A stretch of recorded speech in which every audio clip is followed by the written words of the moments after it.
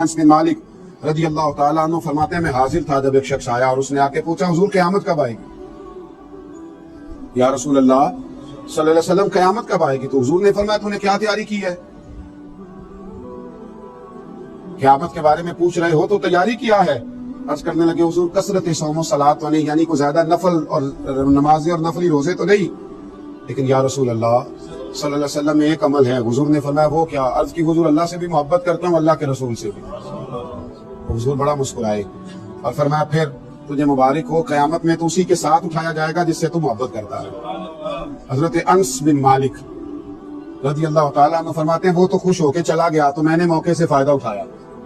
وہ تو خوش ہو کے چلا گیا، میں نے موقع سے فائدہ اٹھایا اور میں نے عرض کی یا رسول اللہ صلی اللہ علیہ وسلم میں اللہ سے بھی محبت کرتا ہوں، اللہ کے رسول سے بھی محبت کرتا ہوں، حضرت ابو بکر سے بھی اور حضرت عمر سے بھی محبت کرتا ہوں۔ تو محبوب کریم علیہ السلام نے فرمایا انس جن جن سے تم محبت کرتے ہو قیامت میں انہی کے ساتھ اٹھائے جاؤ گے، تم قیامت کے دن انہی کے ساتھ اٹھائے جاؤ گے، انہی کے ساتھ تمہارا حشر کیا جائے گا، انہی کے ساتھ تمہیں رکھا جائے، انہی کے ساتھ تمہارا قیامت کے دن ٹھکانہ ہوگا۔ تو حضرت انس بن مالک فرماتے ایک دن مجھے وہ خوشی ملی تھی جب میں نے کلمہ پڑھا تھا، اور ایک دن میں خوش ہوا تھا جب نبی پاک مدینے آئے، اور ایک میں خوش ہوا جس دن حضور نے یہ فرمایا کہ جو جس سے محبت کرتا ہے قیامت میں اسی کے ساتھ اٹھایا جائے۔ یہ میرے لیے مقام مسرت ہے۔ اچھے لوگوں کے ساتھ جب آپ دوستی کرتے ہیں تو دنیا میں بھی فائدہ ہوتا ہے اور آخرت میں بھی فائدہ ہوتا ہے۔ اچھے لوگوں کے ساتھ، بلکہ ہمارے مشائخ نے تو لکھا ہے قبر بھی کسی اچھے کے ساتھ بن جائے تو فائدہ ہو جاتا ہے۔ کسی اچھے آدمی کی صحبت میں قبر ہو جائے اس کا بھی فائدہ ملتا ہے، اس کا بھی بھلا ہوتا ہے، اس کا بھی نفع نصیب ہوتا ہے، اس کے سبب بھی انسان پر رحمت کی جاتی ہے اگر پڑوس اچھا مل جائے۔ حضرت عبداللہ بن مبارک رحمت اللہ علیہ کا پڑوسی تھا تو وہ مکان بیچنے لگا، غربت آ گئی، کوئی مجبوری بن گئی، انسان کئی دفعہ حالات کے ہاتھوں مجبور ہو کر کچھ کام کرتا ہے، تو اپنا مکان بیچنے لگا۔ ایک صاحب سے اس نے سودا طے کیا تو 1000 دینار میں سودا ہو گیا۔ تو شخص کہنے لگا یہ 1000 دینار تو ہے مکان کی قیمت، گھر کی قیمت، زمین کی قیمت، ملبے کی قیمت، پر پتہ ہے میں تمہیں پڑوسی کون سا دے کے جا رہا ہوں؟ جناب عبداللہ ابن مبارک کہنے لگا 1000 دینار ان کا پڑوس تمہیں دینے کا دوں گا۔ 1000 دینار دو، اتنا عالی شان پڑوسی؟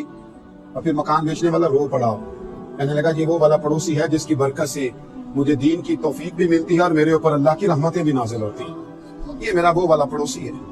1000 دینار لوں گا ان کا پڑوس دینے کا کہ اتنا اعلیٰ قسم کی صحبت مجھے میسر تھی، میرے بچے انہیں دیکھ دیکھ کر دین کا رنگ اختیار کرتے تھے، میری اولاد انہیں دیکھ دیکھ کر آگے بڑھتی تھی، تو میں 1000 دینار فقط اس چیز کا لوں گا۔ حضرت عبداللہ ابن مبارک کو جب پتا چلا کہ میرے پڑوسی کے میرے بارے میں نظریات کیا تو بلایا، فرمایا میاں یہ تو نے کیا کیا، میں کہاں اس قابل ہوں؟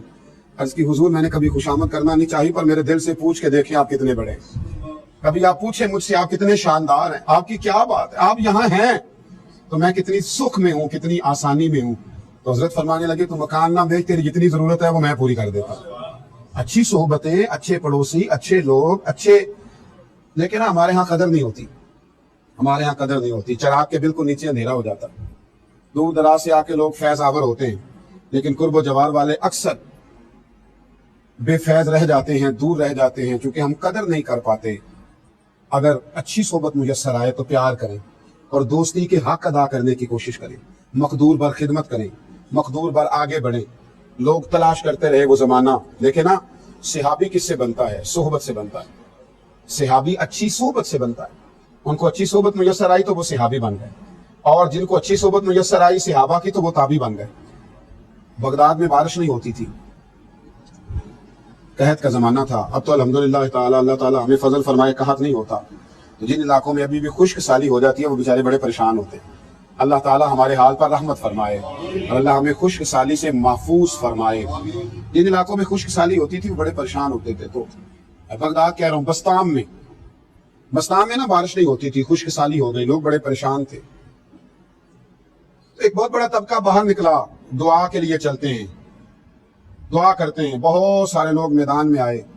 ایک درویش عالم کی قیادت میں ایک نوجوان وہاں نہ اکیلا رہا کرتا تھا، ایک جگہ بیٹھ کر وہ اللہ اللہ کرتا تھا، وہ بھی آگے بڑھا اور اس نے آگے بڑھ کر کے ان لوگوں سے کہا کہ تم بارش کے لیے دعا کرنے آئے ہو، اگر مجھے موقع دو تو مجھے رب کی رحمت پر امید ہے کہ میرے اکیلے کی دعا کی برکت سے بارش ہو جائے گی۔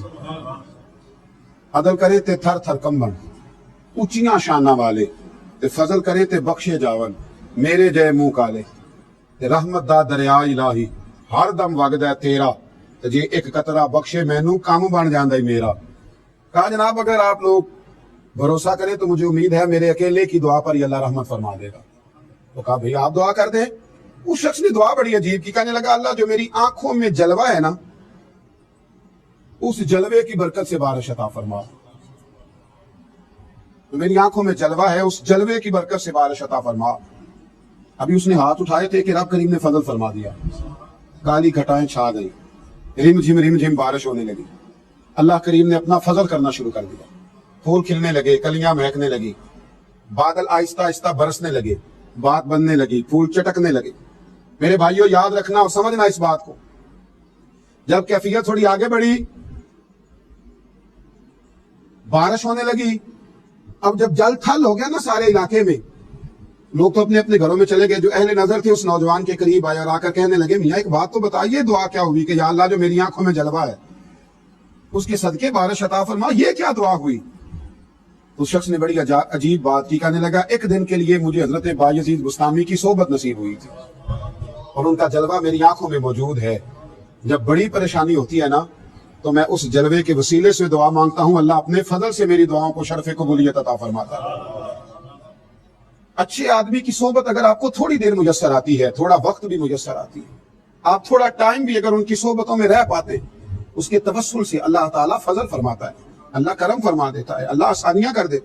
और बहुत सारे मामलात ऐसे होते हैं जो आसानी के साथ तय हो जाते हैं। मेरे रसूल करीम सल्लल्लाहु ताला अलैहि वसल्लम ने फरमाया क़यामत के दिन कोई किसी के बारे में रब करीम की बारगाह में इतने नाज से बात नहीं करेगा, इतनी दिल जमी और दिल सोजी से बात नहीं करेगा जितनी कुछ दोस्त अपने दोस्तों के लिए बात करेंगे।